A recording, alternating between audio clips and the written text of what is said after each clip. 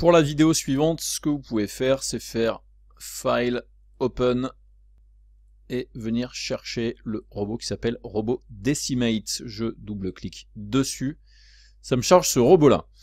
Tout à l'heure, je parlais des polygroups, tout simplement puisqu'on a utilisé polygroupit, et aussi parce que dans la version 2018, il y a un type de polygroupe automatique qui vient d'être créé. Donc, il y a plusieurs options ici dans Polygroup qui vous permettent par exemple de créer des groupes visibles, par exemple. C'est-à-dire si là je clique sur Group Visible, il me fait un polygroupe. Si je fais Shift F, il m'a permis tout simplement d'afficher des informations. Je peux lui demander de faire un autogroupe. Si je clique sur cette option-là, il me fait donc des groupes en essayant de séparer un petit peu chacun des éléments. Là maintenant qu'il y a des polygroupes, justement, je peux faire un CTRL SHIFT clic qui me permet tout simplement de sélectionner que celui-ci soit un certain groupe, et je peux faire un groupe visible, comme ça, qui va me permettre d'assigner un nouveau polygroupe. Donc en fait, je peux très bien ensuite sélectionner plusieurs surfaces pour pouvoir faire ce groupe visible. Mais ensuite, ça peut être intéressant par exemple de faire des polygroupes par exemple sur une seule partie. Et typiquement là sur cette partie-là, ce que je voudrais faire, c'est faire un polygroupe en utilisant les surfaces au niveau des normales. Donc je peux venir ici sur Group by Normal, je vais cliquer ici, il va faire un calcul qui est tout simplement par rapport à un angle ici de 45 degrés.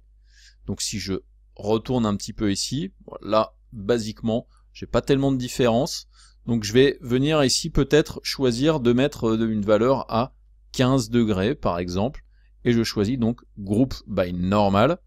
On va voir un petit peu si effectivement ça change quelque chose, et là regardez, effectivement, en faisant comme ça, j'ai des polygroupes qui apparaissent en plus.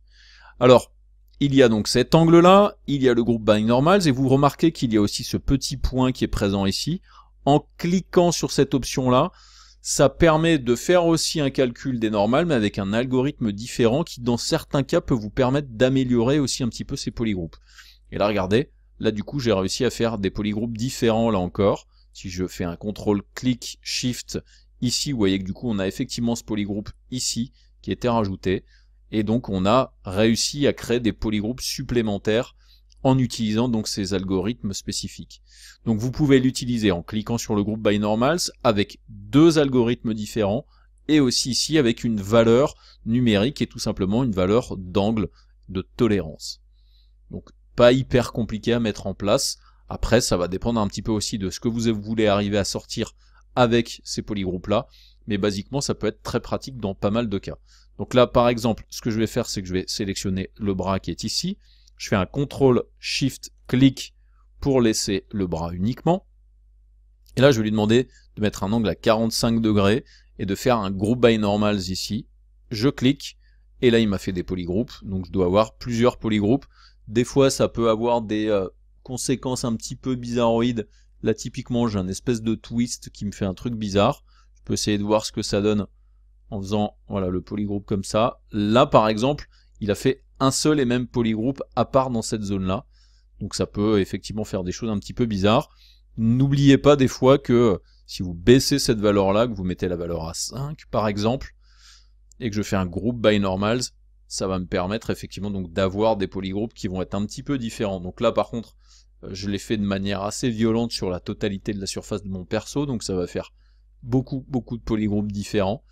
Mais voilà, basiquement, vous pouvez tout à fait utiliser donc cette génération automatique de polygroupes pour vos modèles, ça peut être plutôt pas mal. Voilà, typiquement le résultat un petit peu catastrophique de tout ça. Donc pensez effectivement donc que vous avez les fameux groupes visibles. Donc si je fais ça, ça me permet donc d'avoir voilà ce groupe tout seul ici.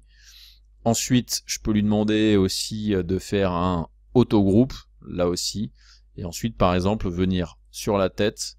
Et ensuite de venir ici sur le Group by Normals, donc là j'ai un angle de 5, avec donc la possibilité voilà, de faire ces polygroupes supplémentaires, avec donc un algorithme différent. On va passer maintenant à une autre catégorie dans les nouveautés de ZBrush 2018.